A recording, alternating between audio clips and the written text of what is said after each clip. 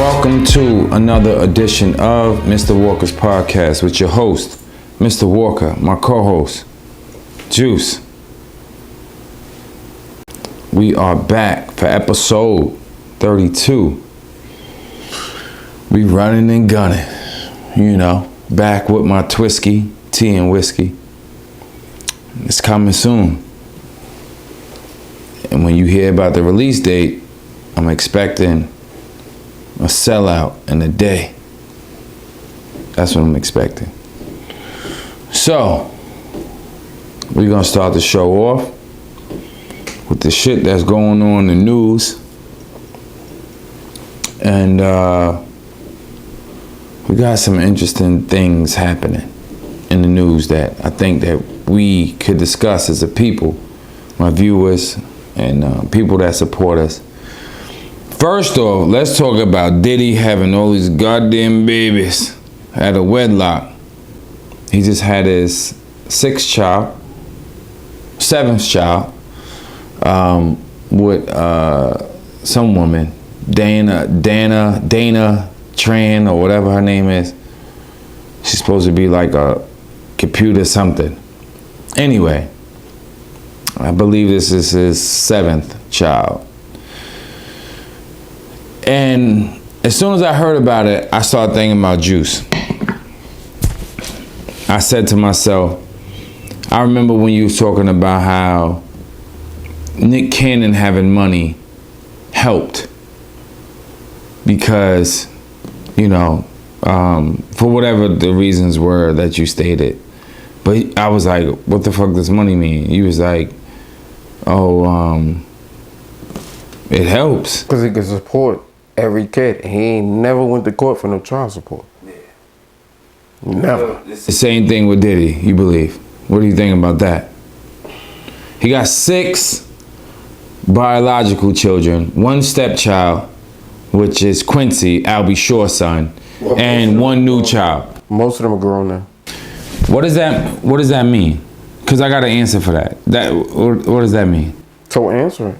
Like, the fact that they're grown doesn't mean anything. If you're looking at your father's patterns, right?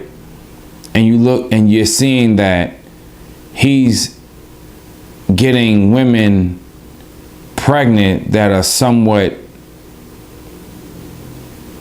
jump-offs, slide-throughs. Wouldn't you, I don't give a fuck, okay, you being the older kid now, wouldn't you start to think that your mother was one of those as well? If he has a pattern of it? And wouldn't that make you feel some sort of way? Okay. I'm not a fan of his, so I don't follow him.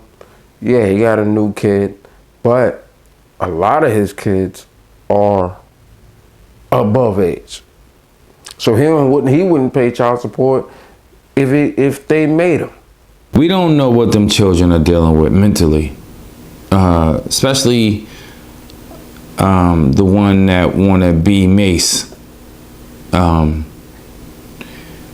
one that has a record with Kodak right now. We don't know what he's going through mentally. We're the outside looking in. His mom's passed away a couple years ago. You know what I mean? So we don't know what he's going through mentally.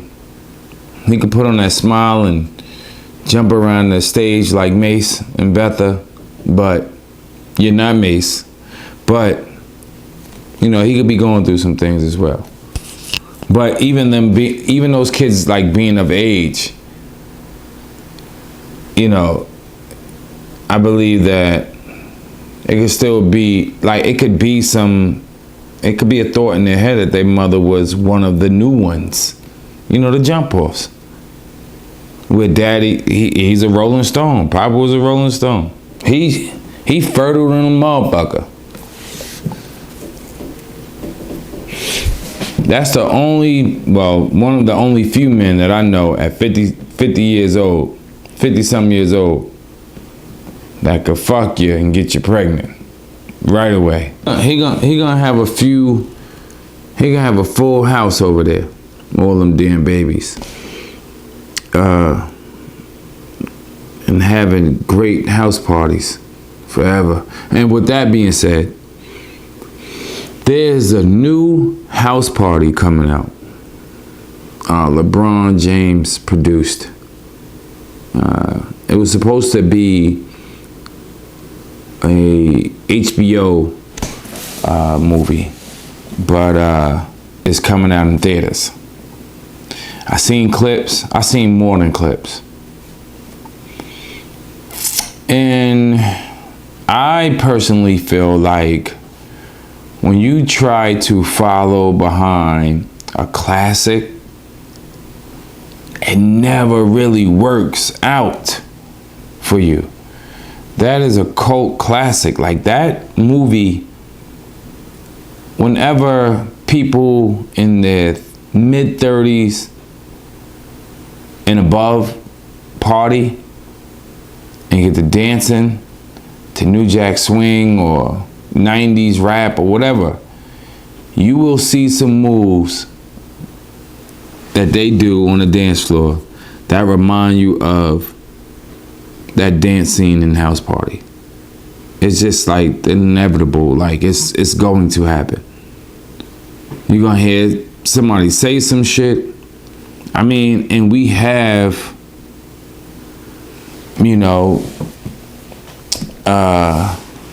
one of the characters here sitting on the couch, the one that drink that monkey oil all the time. They get him smacked, and we gotta walk him home, ring the doorbell, put him in between the doors.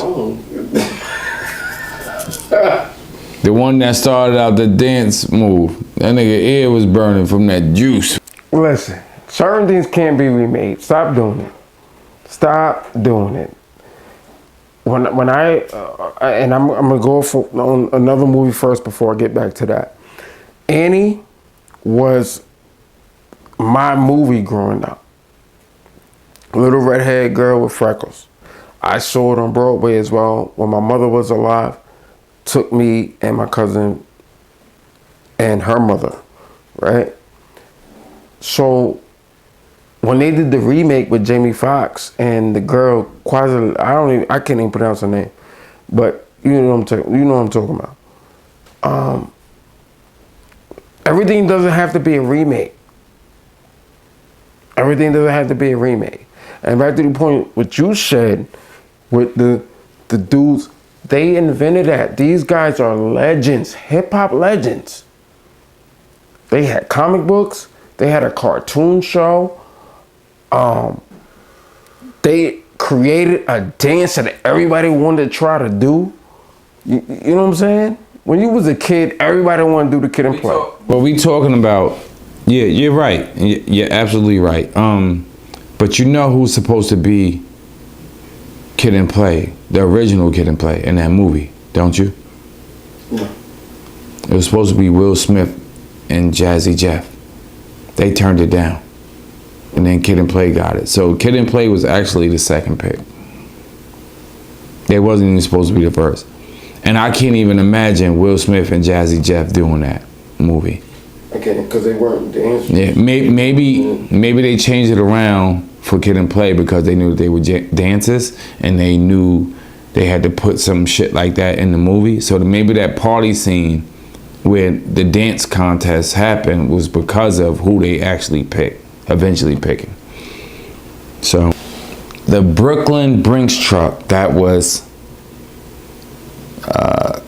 stolen, money was stolen from it, $300,000. One person distracted, the driver, the other person went in the back. I forget what part of Brooklyn it was in, but $300,000 stolen. Yeah, I mean, I heard about it. I didn't read the article or anything, but I mean, shit, they're gonna get caught. They got them on camera. They eventually gonna get caught. And I'm sure there's some sort of process that happens once it gets to its destination. So trying to spend that money will probably fuck you up. And on top of that, I know some things. I ain't gonna go into detail. But I'm gonna tell you this. When you take money from anything federal, the wrong thing to do would be to go to the casino, go to a place like that where you're on camera and you might sit at a slot machine or whatever. The best place to go to wash that money, that stolen money, would be the hood.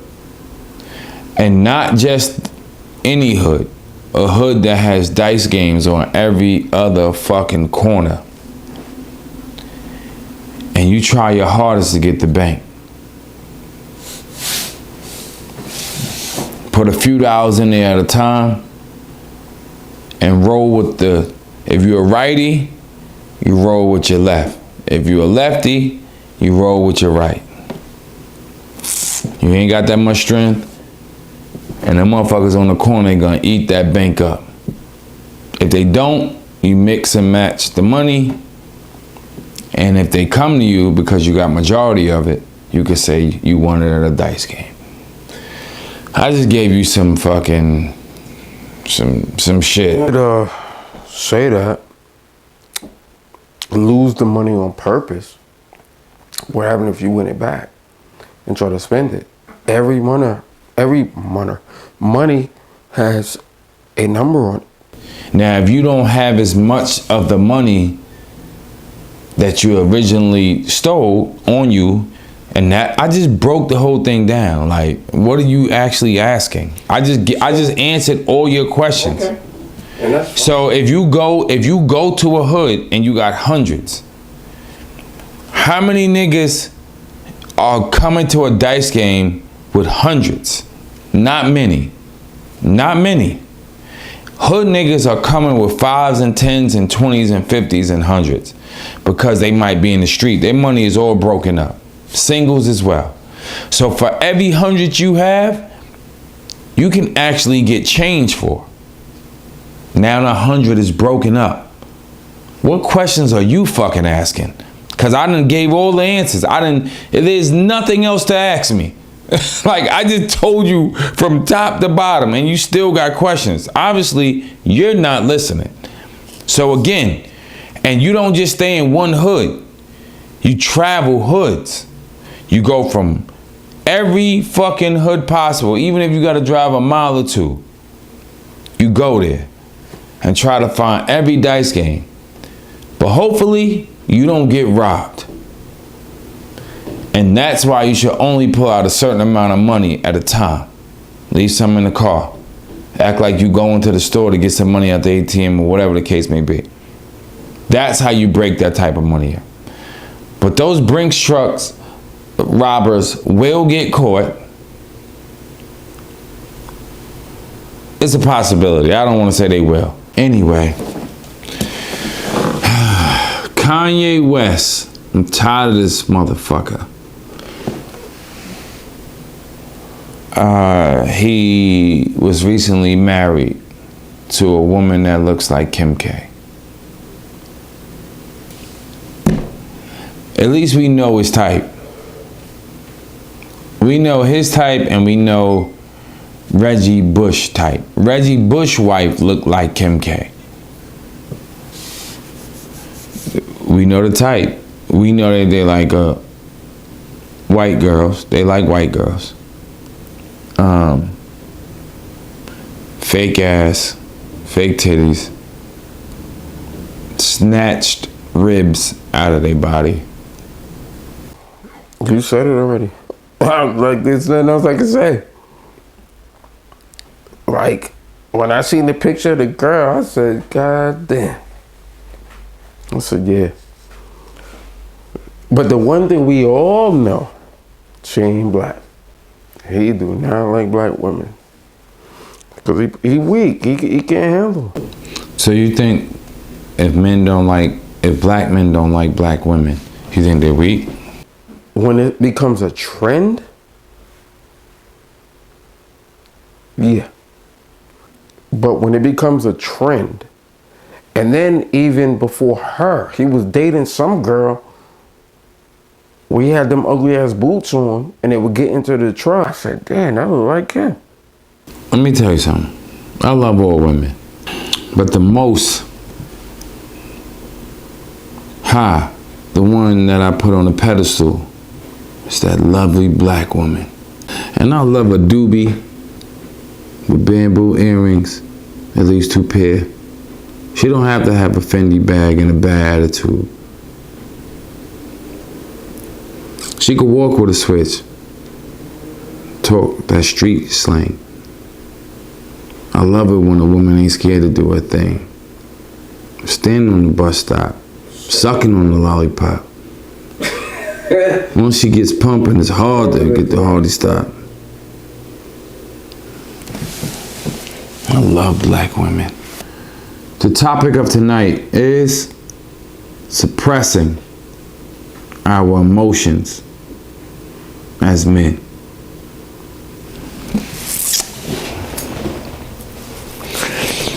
Let me tell y'all something right now. This topic is an emotional and it's a grown man conversation topic that we need to have with ourselves as black men. This is a more serious topic. We're gonna start it off. I'm gonna hand it to Juice while I drink this Twisky. What emotions keep you emotionally imprisoned daily? My anxiety, you know, when I get anxious, I get antsy. But I don't let it consume me though. I refuse to let it consume me. It's not gonna consume me. Cause I went back to meditating, went back to doing the little martial arts thing I do, Tai Chi, you know what I'm saying? So, which is almost like a meditation in itself. I will refuse, and I also pray. As a Muslim, I have to pray. But it's never gonna consume me. Absolutely not. But doesn't mean I don't be down sometimes and all that. You have a yin and a yang. The emotions that I keep imprisoned on a daily is failure, being afraid to fail, being afraid of it. Yeah, that's scary. I was in a place of feeling like I failed a few times growing up. It's a scary place. It's a scary thought to think about,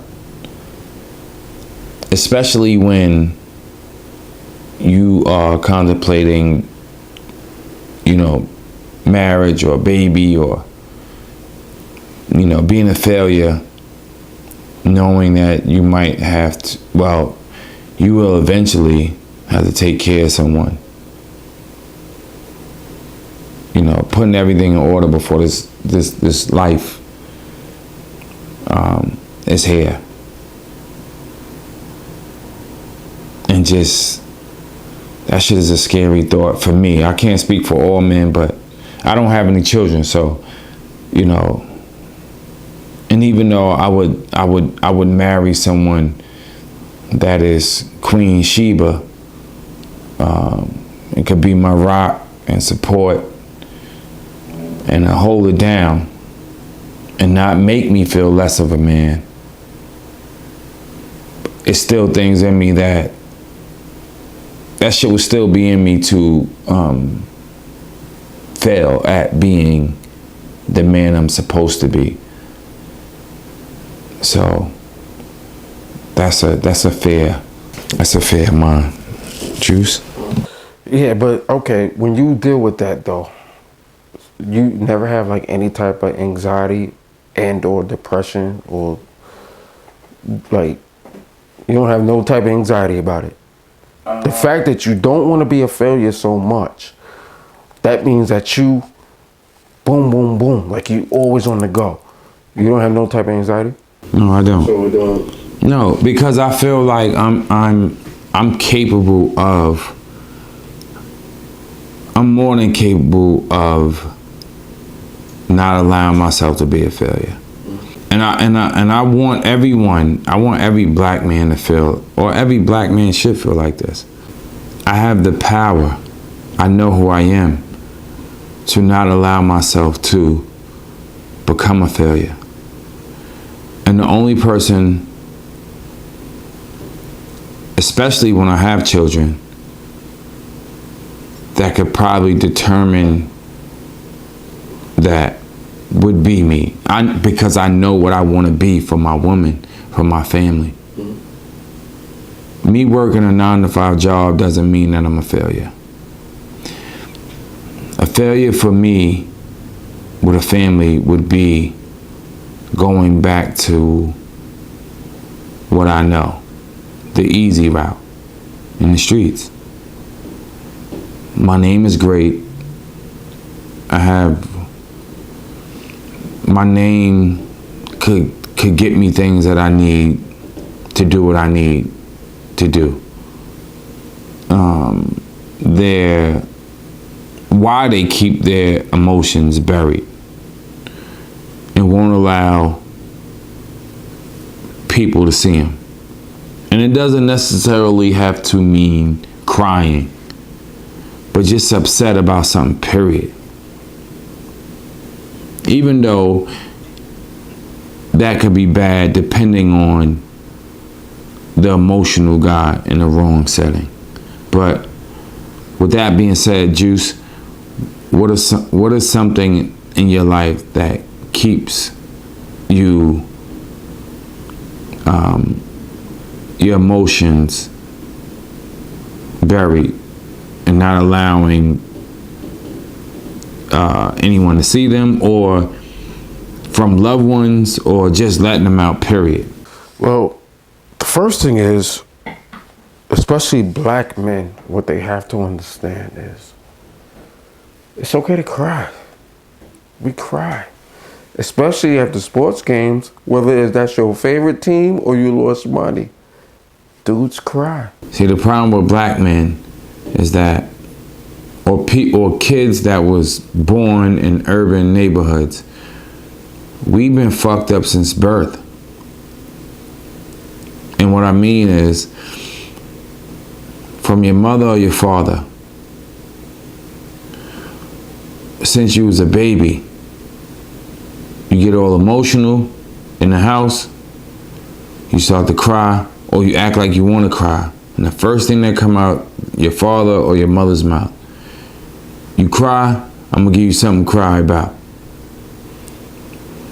So from young, you are taught not to let that shit out. Very young. And it could be from your peoples. Especially you being a little boy in the house. I was raised in a house. The house I was raised in was the rough house. I used to get my ass kicked every day. But it also made me tougher, right? So going outside the house to be in the neighborhood with the rest of the kids, you had to kick my ass to beat me. You understand what I'm saying? And then when I learned how to throw these hands the proper way,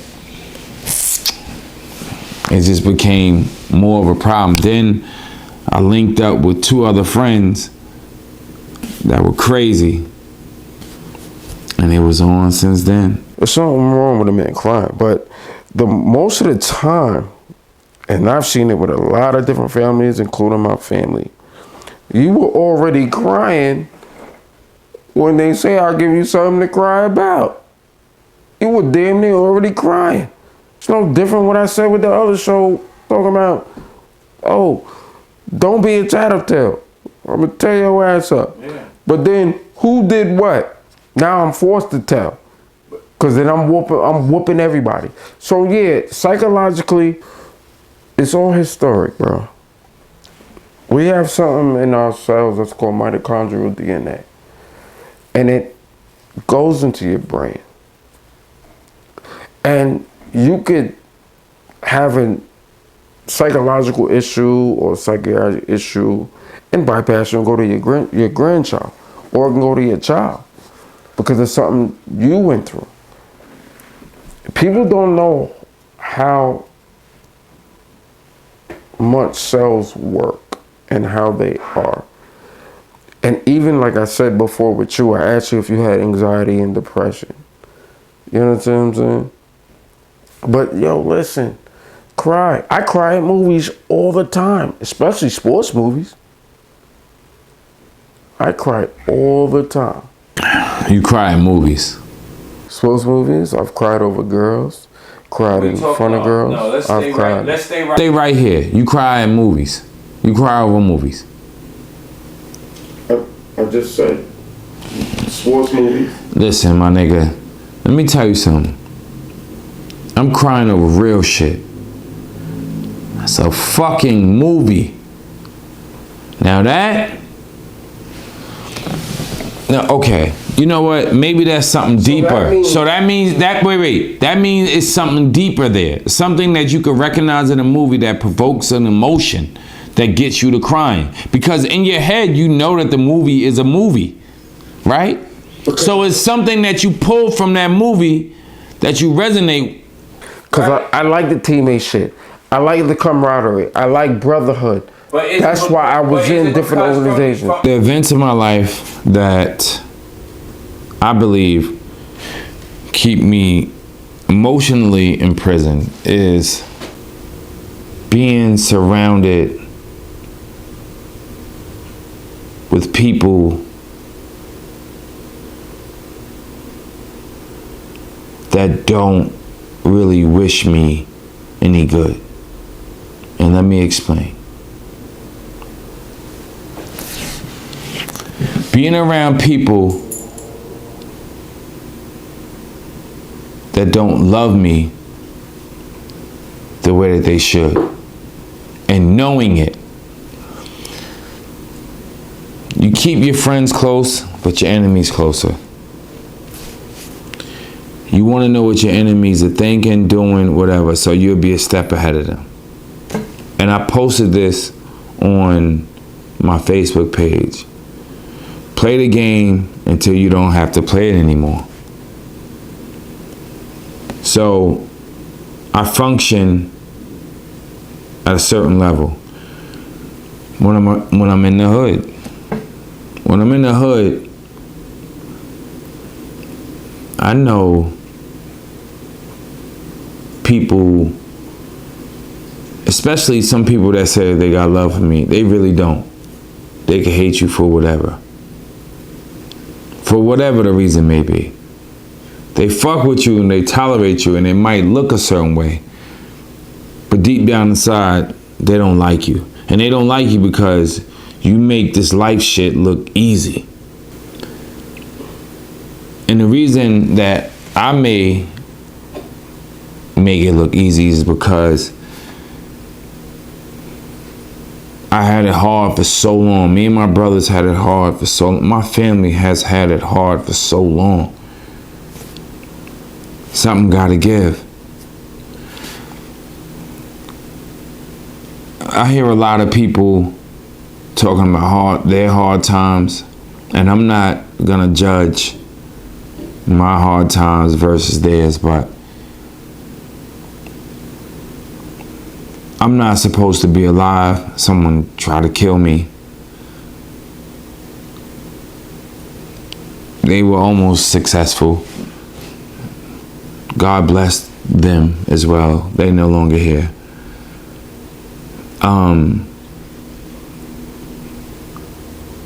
And from when I came out the womb, I knew what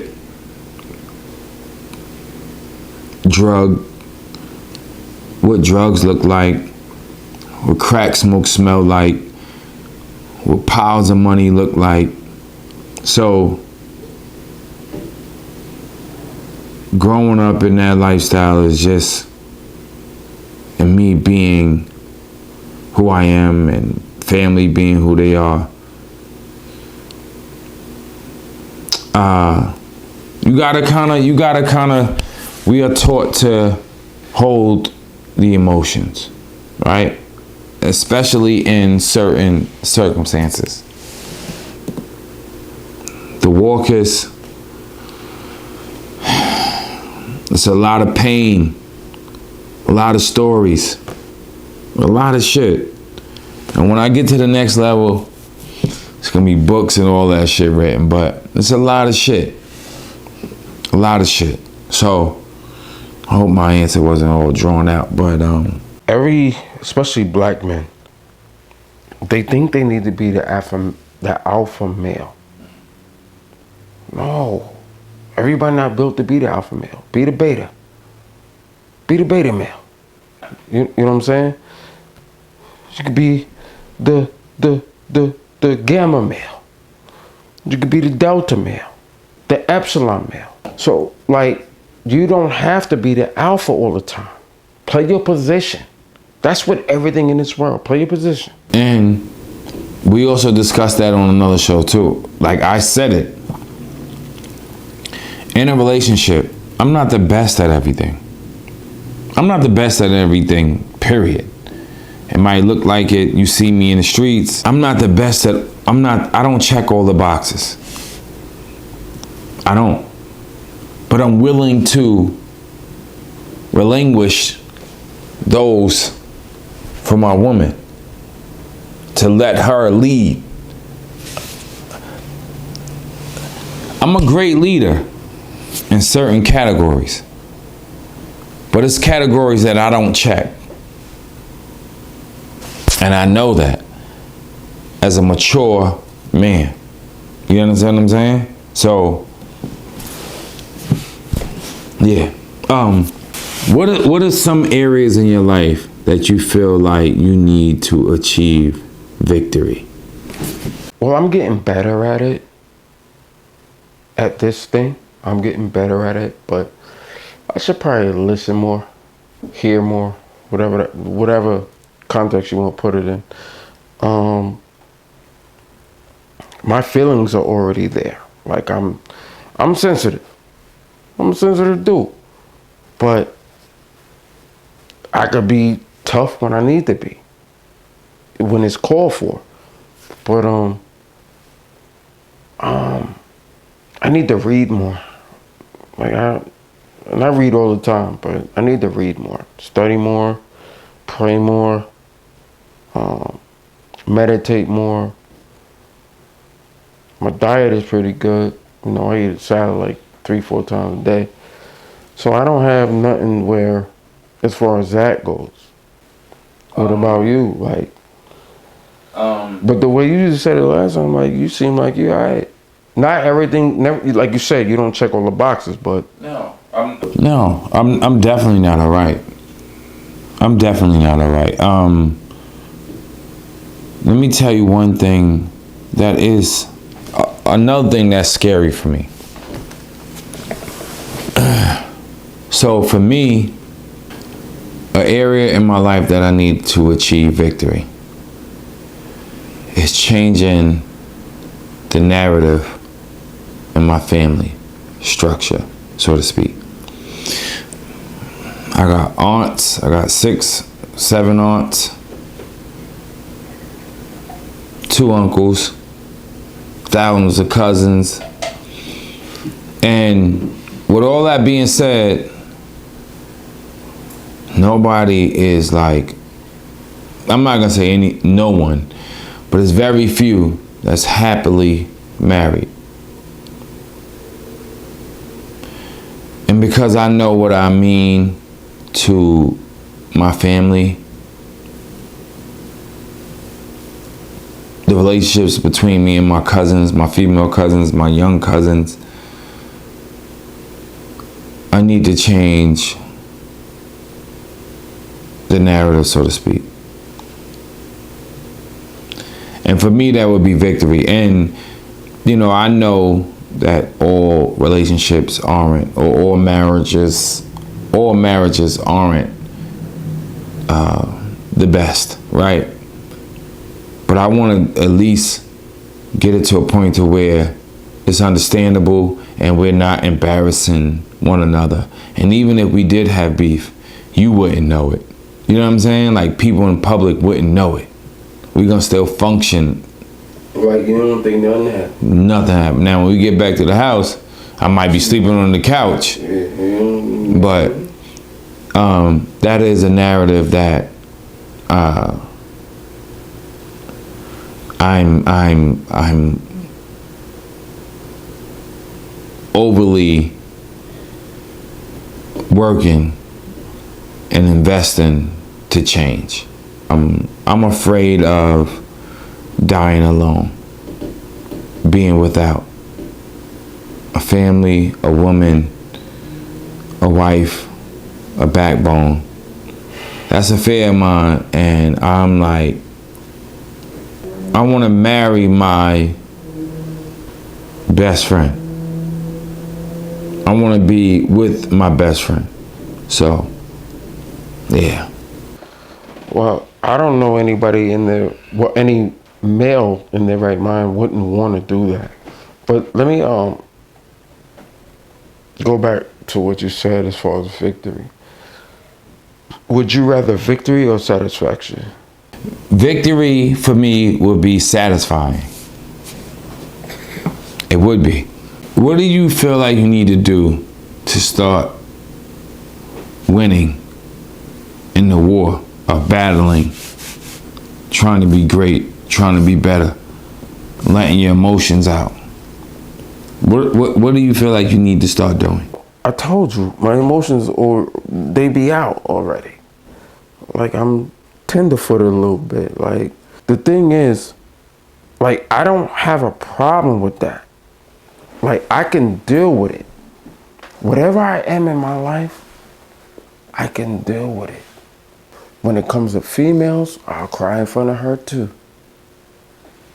I'll do all that. Well, for me,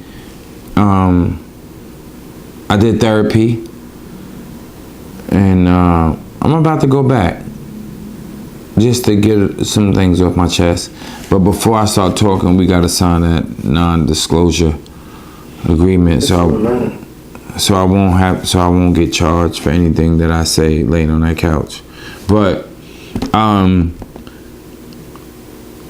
listening more and taking in things and dissecting them and breaking them down, and not being afraid to express my emotions, especially with the tighter circle that I'm involved with and the people that really love me. Because even though the tears could fall, I still whip ass under 10 seconds. I got the best record in the world, better than Floyd Mayweather's. Well, that's the title of the book. And it should be every word you just said. That should be the title of the book. That's COVID. I don't know goddamn COVID. The way you just, that's COVID. Nigga, that was Flemish. That's COVID. You're gonna take a test. So with that being said, we at the end of the show. I hope that the people enjoyed this. We drinking Twisky, tea, and whiskey. Well, I am. Fuck that nigga. And with that being said, we gonna sign out. We rolling, bitches.